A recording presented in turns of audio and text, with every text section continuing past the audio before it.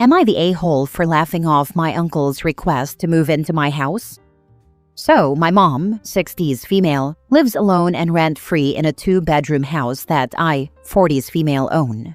I also support my mom financially because she has developed serious health issues and was only able to retire on minimum wage. I live far away and only visit her about twice a year, so my bedroom is empty most of the time. Yesterday, my uncle, 70s male, sent a nonchalant text to my mom saying, "Hi, my wife and I want to move houses to get rid of paying rent. Can't we just stay with you?" My mom had a legitimate panic attack and called to ask me for help.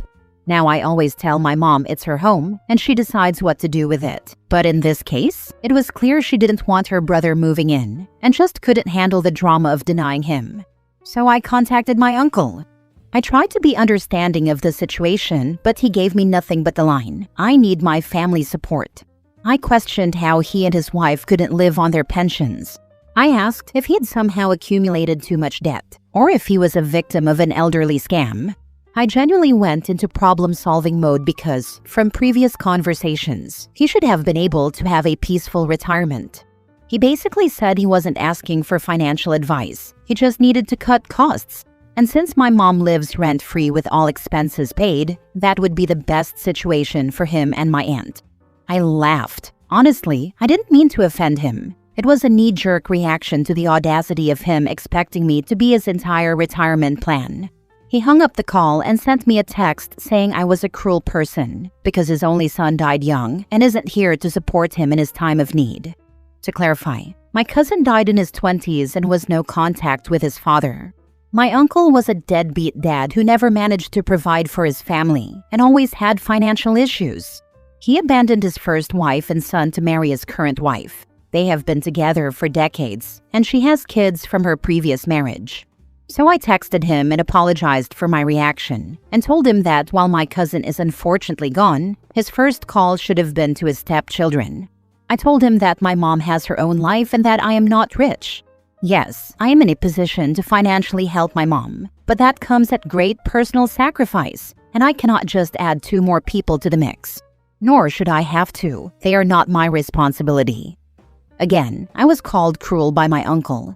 He then contacted more family members. My mom has 5 siblings, and they contacted me to tell me my uncle is devastated. None of them can help him. And they also understand why I won't, but they said I should have handled the situation better. How, I wonder? So, am I the a-hole for laughing and simply saying no to an outrageous request? Now for the top comments. Not the a-hole. The request was outrageous.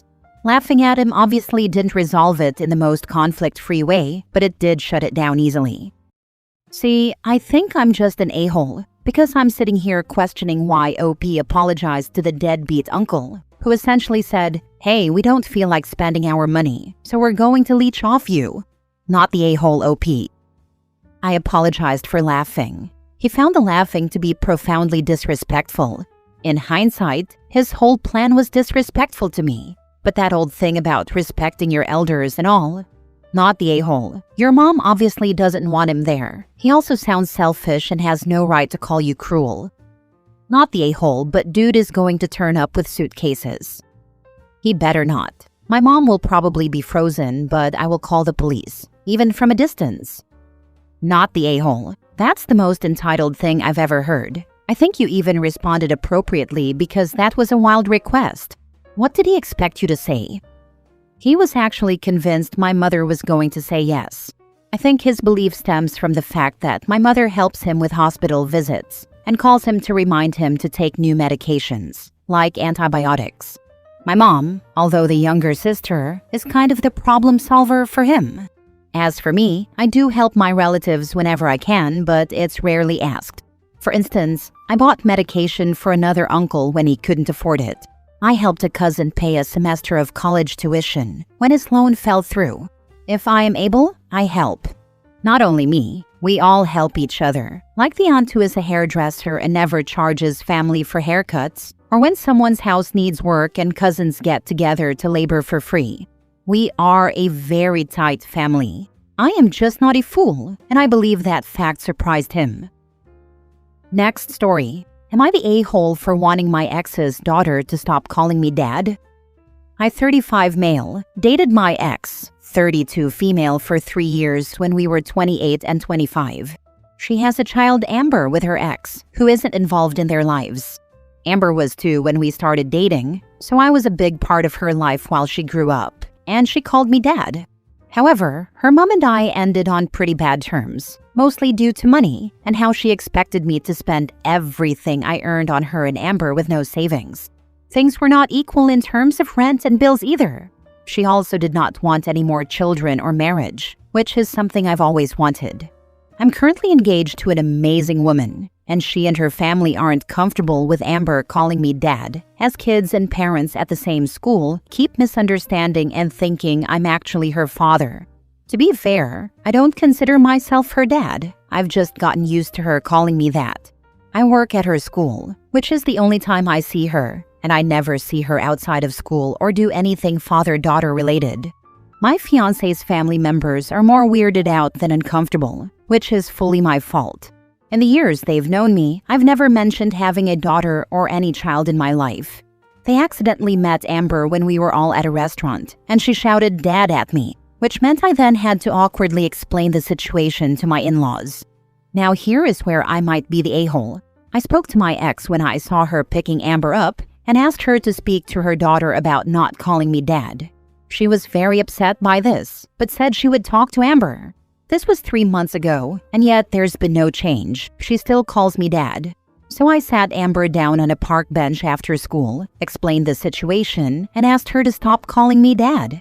She burst into uncontrollable tears, and my ex, who came to pick her up, shouted at me and berated me, saying I should just let Amber call me dad, since that's all she's ever known. Am I the a-hole? Edit for details on my relationship with my ex. My ex was toxic, and the relationship was very bad for my mental health, including a suicide attempt, so I don't want to have anything to do with her now. It took me a very long time to climb out of that mental pit. You and your ex are both a-holes for letting her call you dad in the first place, when you weren't married and you didn't love her like she was your own child. My daughter's father pretty much abandoned her at birth. When I dated, I never introduced her to anyone I wasn't serious about. And for the few men I did introduce her to, I never encouraged or allowed her to call them dad. It was bad enough that she grew up wondering why her bio dad didn't want to be in her life. I didn't want to add to the trauma by letting her form a bond with someone I wasn't ready to spend my entire life with, and who didn't love her or treat her like his own daughter. If you loved her like she was your daughter, you would still be in her life and wouldn't mind her calling you dad. Obviously, you didn't really see her as your daughter, so you never should have let her call you that. Imagine sitting a 5-year-old down and telling her to stop calling you dad. Brutal. Everyone sucks here. This is a tough situation. You aren't her dad, and you don't see her outside of school. It's probably better for her long-term not to call you that. But to her, you were her dad. She still sees you every day, and you had been letting her call you dad. You were her dad for almost as long as you weren't. You are all she knows. I can understand your fiancé being uncomfortable, but honestly, screw the other family members. It doesn't affect them in the slightest. A simple "oh, he dated the girl's mother" should be enough. It almost reads like they're embarrassed. Your future son-in-law has a kid? Oh my, let me clutch my pearls. My wording probably wasn't the best. My fiancé's family are more weirded out. They accidentally met Amber at a restaurant, and she shouted "dad" at me, which led to an awkward explanation to my in-laws. Ah, that makes sense. I can imagine the, "why is this girl calling you dad?" conversation. Still, asking you to tell her to stop seems a little extreme. That feels more like something between you and your ex. It wasn't their specific request. My fiancé and I talked about it and came to the conclusion that it was best for everyone. To be honest, I might have been the one to suggest it, but it was a long emotional conversation about my darkest times in the past, so I can't be certain. Next story. Am I the a-hole for not agreeing to pick up my niece at 3 a.m.? No questions asked? This happened a little over a week ago, and I'm still catching flack for it, so I thought I'd seek judgment. My sister had her friend over, and they were in the lounge with my sister's kid, who is 13. I'm not sure of the exact conversation before I went in, but I heard the friend Julie tell my niece Sam that if she ever needed to be picked up from somewhere, it didn't matter where, when, or why, she'd be there. That Sam could call her at 3 a.m. from the boonies, local lingo for an abandoned factory complex where interesting stuff happens about 40 minutes out of town, and she'd show up in her pajamas with McDonald's, no questions asked. Sam thought this was amazing and was gushing praise at Julie, who said it was nothing and that anyone would do the same. They then seemed to notice I was there, and Julie asked me if I would do the same. I said no, and that seemed to stop everyone in their tracks. So I clarified that, yes, I would pick her up, but there would certainly be questions, and it would be crazy not to have questions. Sam said I wasn't allowed to ask questions, and that it was none of my business. Julie was glaring at me for some reason and muttering something under her breath to my sister that I couldn't hear. I explained my reasoning. The boonies are over half an hour away, and there is no public transport to get there. If Sam was at the boonies at 3 a.m. and discounting the fact that she shouldn't be there, she wouldn't have gone alone. So there's another child to consider. She doesn't have any friends old enough to drive yet, so someone would have had to take them there. So I would need to first know that she was safe and unharmed, and at a minimum who she went with, how she got there, and where her friend was. If her friend went back with whoever brought them, then sure, I'd just take Sam home. But if her friend was still there, you can bet your butt we'd be staying until her friend was in the back seat and on her way home too. Sam got really huffy and said it was still none of my business, especially who she would have gone there with, and Julie made a comment about how it's not that deep. I said that it is that deep, and I know how Sam works. If I agreed to a no questions asked approach, then picked her up and asked questions later, she'd fly off the rails and accuse me of backstabbing her, which she's done before in other situations.